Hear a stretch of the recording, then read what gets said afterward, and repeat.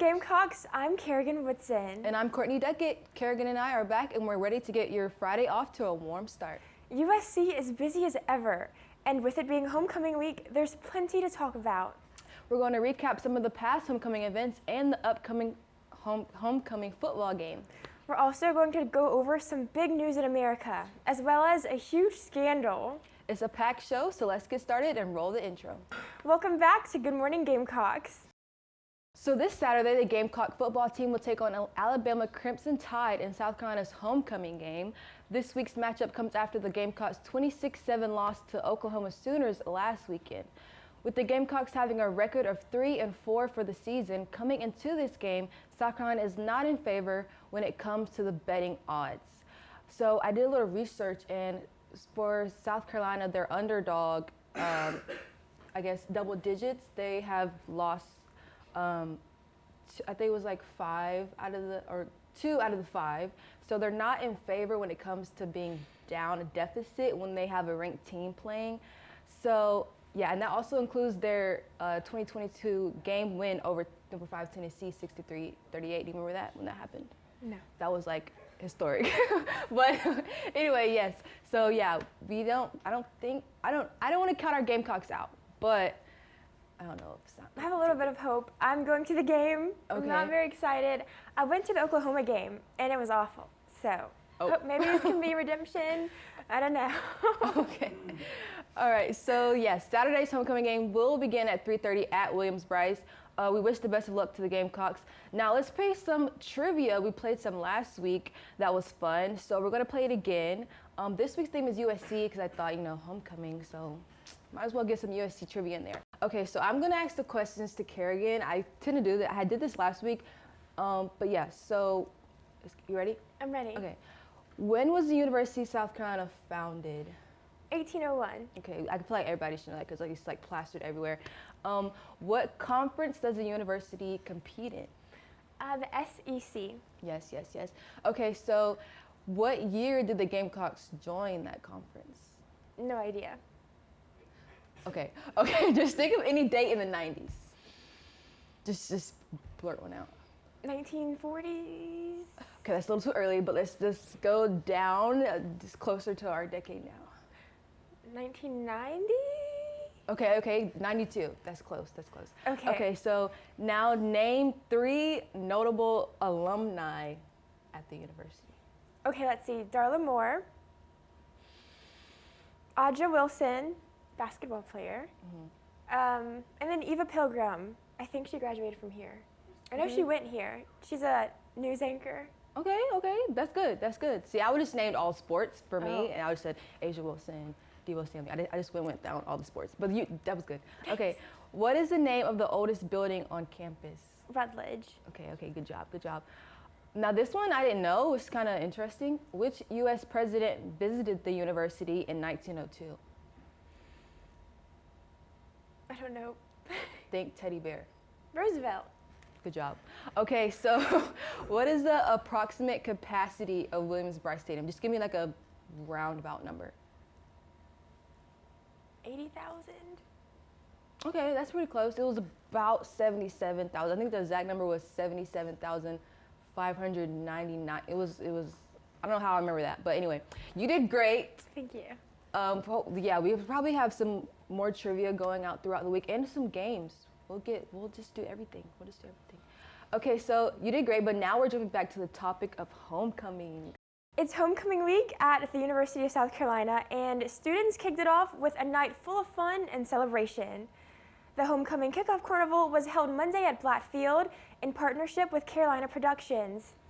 The event brought students together to celebrate school spirit and mark the start of a week filled with Gamecock pride. Throughout the evening, students enjoyed food, games, music, and dancing, along with pumpkin carving, face painting, balloon animals, free Gamecock merchandise, and more. They could even get a caricature drawn to take home as a souvenir. The carnival marked the start of a week packed with events, leading up to Saturday's big homecoming game against Alabama at Williams-Brice Stadium. I went there briefly. It was so much fun. Cocky made a big appearance. He was playing games and sliding down some of the slides they had. They just had so much stuff to do. And also the pumpkin carving thing. my mind was blown. They had pumpkins everywhere, and you could also do pumpkin art. So people like had paintbrushes, and they were painting like Gamecock logos all over the pumpkins. I'm like, how do you do that on a pumpkin? They had like real artists out there. Yes, they're serious. Yes, they had a caricature artist. It was amazing. That was great. I all these fun activities to do near the fall season. I'm just like, why didn't I ever like do stuff? It's like there's so much stuff to do. It's so fun. Okay, so that wasn't it for the festivities. There was also a dance competition. Let's take a look.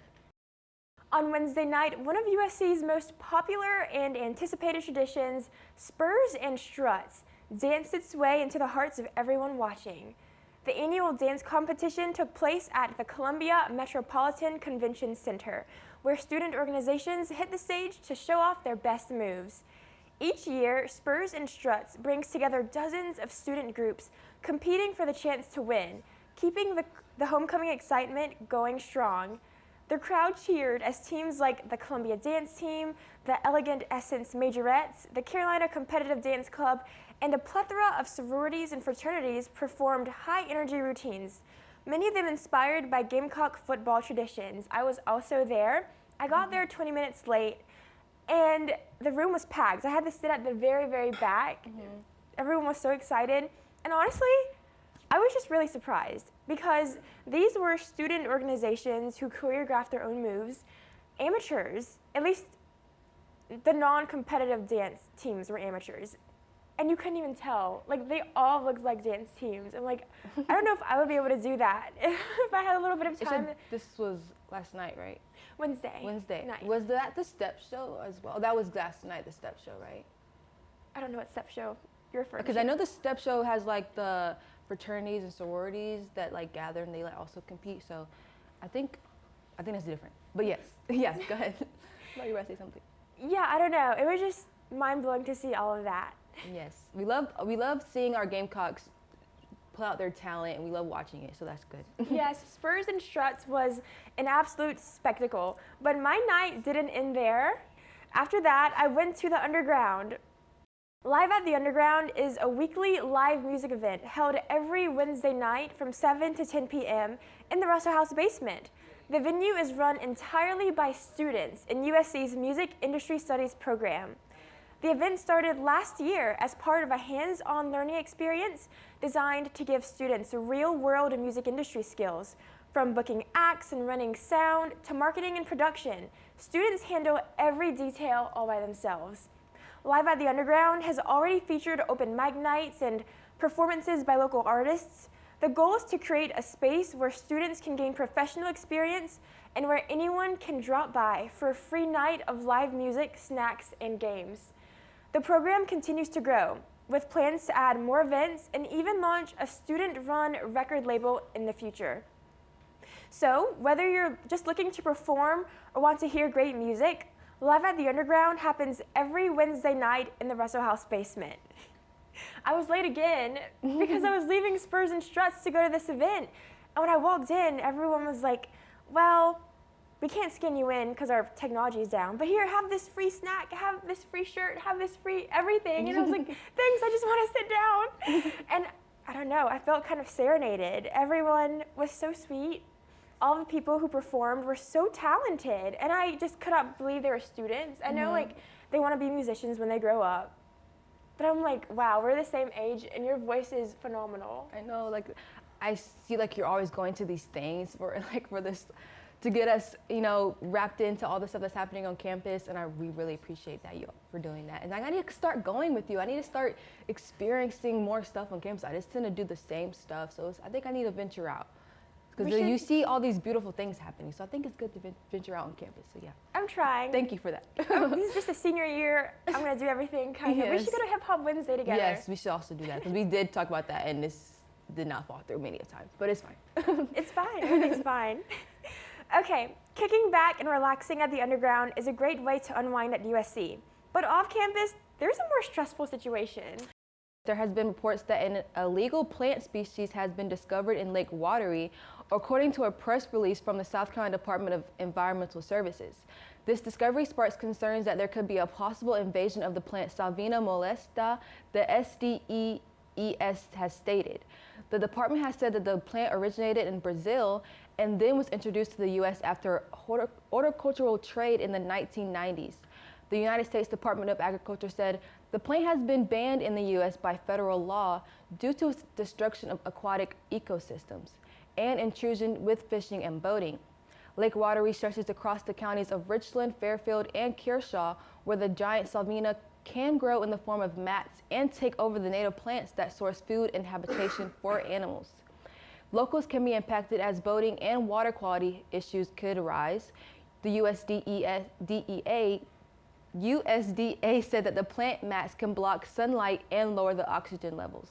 If the plant is spotted, the Department of Environmental Services Aquatic Nuisance Plants Program has said to reach out by phone or email or an online tip. Now, Lake Wateree has become a reliable water supply for these counties, and including, I think, Camden as well. So like the body of water is popular for its fishing and boat accessibility. So the invasion of these plants could hinder that. And so, yeah, so it's a big concern for those people. That's terrifying. Yeah. Yes. Oh my gosh. Yes. So hopefully that can get under control soon. There is another issue that is brewing, but this one could affect the whole state. The U.S. Department of Agriculture has ordered the South Carolina Department of Social Services to stop SNAP, the Supplement Nutrition Assistance Program benefits, for more than 260,000 households in South Carolina. The instruction was created after the government declared a shutdown at the beginning of this month. The USDA said that the halt will not occur unless Congress can come to a resolution that will reopen the government before November. The department has continued to supply SNAP benefits throughout this month, but now warns recipients of the cutoff and recommends that they seek help from local food banks. The department has also said that if Congress comes to a solution before November, it will look at how to handle future disbursement of SNAP. SNAP recipients are encouraged to budget their funds and protect their EBT cards by leaving them unlocked when not in use. So I know this is impacting a lot of people. I know people close to me as well. I know that I benefited from SNAP when I was younger, and it was really sad to see that these can impact families really negatively. Yeah, very unfortunate. Yes. So on a different note, USC has been turning its focus to a future of artificial intelligence, and their most recent step is a resource to help students use AI efficiently. USC is rolling out a new way to help students make the most of ChatGPT. On Monday, USC announced through email the launch of its Knowledge Base, which is an online resource created to guide students, faculty, and staff through using ChatGPT effectively. Knowledge Base includes quick start help, prompting tips, and examples showing how ChatGPT can be used for academics, research, and administrative work. It also explains features like study mode and deep research to help users better understand what each tool can do. USC's ChatGPT EDU platform offers 3 options now, which are ChatGPT 5, ChatGPT 5 Mini, and Deep Research. ChatGPT 5 is the full version designed for writing, studying, coding, and brainstorming. And ChatGPT 5 Mini provides faster, shorter responses for quick questions. And finally, Deep Research is built for advanced work, such as literature or policy reviews that require verified citations and information from external sources. Since Deep Research uses more computing resources and what the university calls institutional credits, USC advises using it only when external verified data is essential. The university says the new knowledge base is just the beginning, with additional resources and updates soon to come. All of this newness in terms of AI, it's interesting and it can be used for good, but it's also very scary. Yes. Very scary. On October 10th, USC's Division of IT announced that you can now use USC's AI to generate images. I saw on Instagram, the image that was generated as an example was of Thomas Cooper Library on the inside, and it looked just like Thomas Cooper Library. I'm like, how do you do that? See, I have beef but not beef with AI a little bit because it's very useful, I think, as journalists as well, like to come up with like a, what is it called? Like a form or like a outline of something. I think that's very useful. But when it comes to like the advanced stuff, like the pictures and stuff like that, I'm just like, it's just like some stuff people can like infiltrate and get on people, and I'm like, I don't know. But ChatGPT has its pros. It does have its pros. Yes. Beef but not beef. Beef but not beef. I'm gonna have to use that one day. Yes. Okay, but now for the crazy stuff. A huge scandal involving multiple people connected to the NBA. Yes, this actually came Thursday morning. The head coach of the Portland Trailblazers, Chauncey Billups, and player Terry Rozier were arrested in connection with sports betting, along with more than 30 other people. There are 2 criminal cases allegedly including schemes to rigging sports bets and poker games that involve mafia families. Portland head coach Billups participated in allegedly to fix card games in cities like Las Vegas and Miami. NBA player Terry Rozier participated in another scheme that exploited the information of NBA players and organizations. The other defendants include Damon Jones, former NBA player and an associate of Terry Rozier, along with 12 other defendants who are members in close relation to crime families. A federal judge has said that Rozier could be released if he releases his Florida home as bond and surrenders his passport. He faces 2 counts: conspiracy to commit money fraud and commit to money laundering. Head coach Chauncey Billups faced immediately from the Portland Trailblazers, and interim coach Tiago Splitter will proceed with head coaching abilities. The team has said they will take no further questions and it will be answered by the NBA. Now, when I was doing this story, I researched some stuff online to see what everybody else is saying online. You know, people on Twitter have to say something about everything. So a tweet that I saw was a fan criticizing the NBA's promotion of FanDuel, but still criticizing sports betting and like get people arrested about that. So how do you feel about the promotion of a big organization like the NBA with FanDuel, but arresting their players and their coaches for sports betting? I think it's a little hypocritical. Yes. And last year I took a sports media class with Dr. Hull, and he just educated us on the dangers of sports betting and gambling, how on the surface it might just seem like an innocent little thing, like, oh, I think this player is good, I'm gonna bet. But it can really take over your life and cause games to get rigged if the wrong people get involved.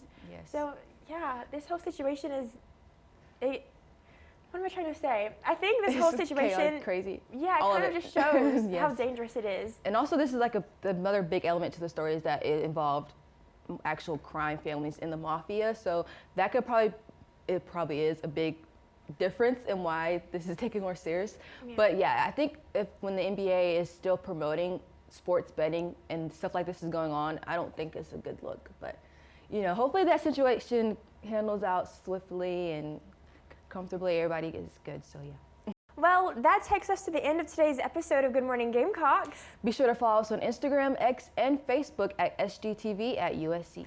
Also, be sure to visit us online at sgtv@usc.com. For SGTV, I'm Carrigan Woodson. And I'm Courtney Duckett. We hope you enjoyed Good Morning Gamecocks today. Have a great week in Carolina, forever to be.